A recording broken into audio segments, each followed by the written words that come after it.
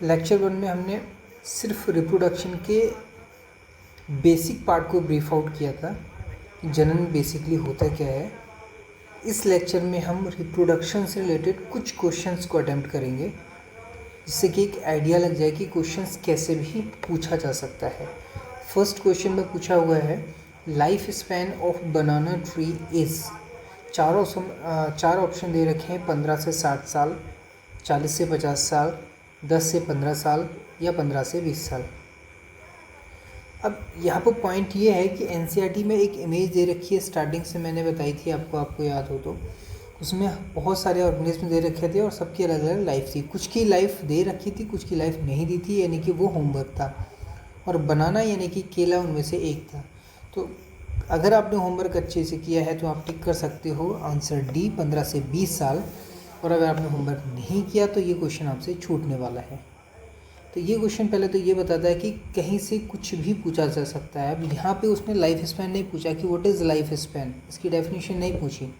उसने सीधे सीधे पूछा कि बनाना यानी कि केले के लाइफ स्पैन का पीरियड बताओ, बात ख़त्म। ठीक है, तो मॉडल क्वेश्चंस बेसिकली हमारा दिमाग खोलते हैं, ये बताते हैं कि क्वेश्चंस कभी भी कैसे भी किसी भी तरह से घुमा के पूछ लिया जा सकता है। तो हमें बेसिकली क्या है ना, मल्टी डायमेंशनल सोच रखनी है, हर एक चीज़ को सोचते हुए चलना है, ऑब्जर्वेंस अच्छा रखना है। सेकंड क्वेश्चन में पूछा हुआ है, when of springs produced by a single parent. यहाँ पे कीवर्ड क्या है, सिंगल पेरेंट। जब एक ही पेरेंट से कोई ऑफ स्प्रिंग्स बनती है तो उसको क्या कहते हैं, उस प्रोसेस को।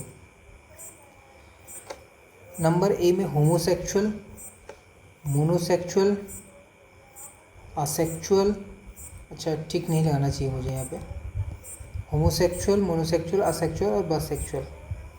बाइसेक्सुअल तो आपको पता है नहीं होगा, क्योंकि इसमें दोनों मेल और फीमेल दोनों चाहिए होते हैं, तो एक ऑप्शन तो हट गया। मेल और फीमेल दोनों से मिलकर बनती है संतान इसमें।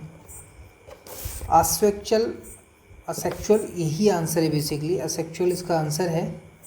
और ये बहुत सिंपल सा क्वेश्चन है वैसे तो, बट कन्फ्यूजिंग ये है कि कई बार कि होमो का मतलब भी सिंगल होता है और मोनो का मतलब भी सिंगल होता है। तो होमो और मोनोसेक्सुअल ये बेसिकली किसी भी ऑर्गेनिज्म या किसी कह सकते हो ट्री के सेक्स को शो करते हैं।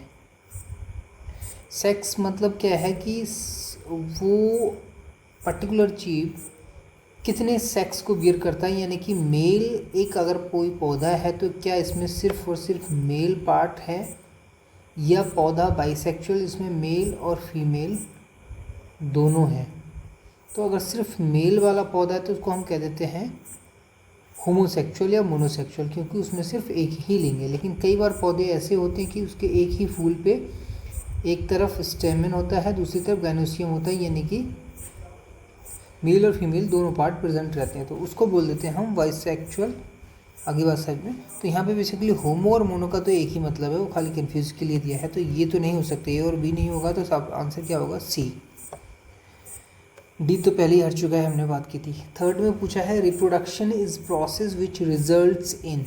जनन एक ऐसी प्रक्रिया है जिसके द्वारा होता है क्या, मल्टीप्लिकेशन यानी कि वृद्धि, प्रोडक्शन यानी कि उत्पादन, केवल बी यानी केवल उत्पादन होता है, बोथ बी एंड सी। तो बेसिकली कंफ्यूज करने की कोशिश की गई है। रिप्रोडक्शन का मतलब सीधा होता है कि अपने जैसे जीव को बनाना या अपने जैसे जीव को पैदा करना। ठीक है, चाहे वो एनिमल के द्वारा हो या फिर पौधे के द्वारा। अब सेम टाइप ऑफ जीव जब बार बार पैदा होगा तो ऑब्वियसली क्या होगा, उसकी संख्या में वृद्धि होगी। और वृद्धि क्यों हो रही है, बिकॉज ऑफ प्रोडक्शन। तो ये दोनों आंसर सही हैं, इसलिए आंसर हो जाएगा डी। अब ये एमसीक्यू यानी मल्टीपल क्वेश्चंस के बाद अभी थ्योरेटिकल यानी कि थोड़ा सा डिस्क्रिप्टिव क्वेश्चंस अटेम्प्ट करते हैं, जो 12th में पूछा जा सकता है एग्जाम्स में। ये एनसीईआरटी का ही क्वेश्चन उठाया सीधे मैंने। Why is reproduction essential for organism. जीवों में जनन क्यों जरूरी होता है। ठीक, तो समझो इस चीज़ को। हमने कहा था रीप्रोड्यूस, अपने जैसे संतान को पैदा करना। क्यों, बिकॉज हर एक ऑर्गेनिज्म का अपना एक लाइफ स्पैन होता है। Each and every organism has certain life period. जैसे फॉर एग्जांपल हमने क्या समझा था कि जो बटरफ्लाई हमने बात की थी पहले लेक्चर में, बटरफ्लाई का जो लाइफ स्पेन यानी कि जीवन काल होता है, उम्र कह सकते हो आप, उसकी उम्र होती है 1 से 2 हफ्ते, ठीक। उसके बाद उसको मर जाना है।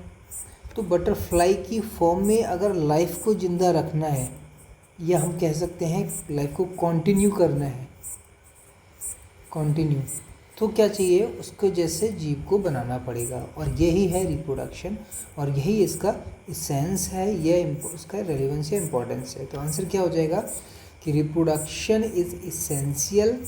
इतना तो यहीं से उठा लेना सीधे ऊपर वाले क्वेश्चन से ही, ठीक है। तो आंसर अगर प्रॉपर आप लिखेंगे तो हम कह सकते हैं कि रिप्रोडक्शन इज़ इसेंशियल। ये हमने अपनी तरफ से नहीं किया है, ठीक है, ये हम क्वेश्चन से उठा रहे हैं। इसेंशियल फॉर ऑर्गेनिज्म, या ऐसे लिख सकते हो फॉर कंटिन्यूएशन, थोड़ा सा चेंज करेंगे इसमें, फॉर कंटिन्यूएशन किसका, अभी हमने बात की थी ना, लाइफ का, उस ऑर्गेनिज्म की लाइफ को, या उस ऑर्गेनिज्म की फॉर्म में लाइफ को ज़िंदा रखना, for continuation of life, continuation of life, life नहीं, continuation of life of a organism, of a organism.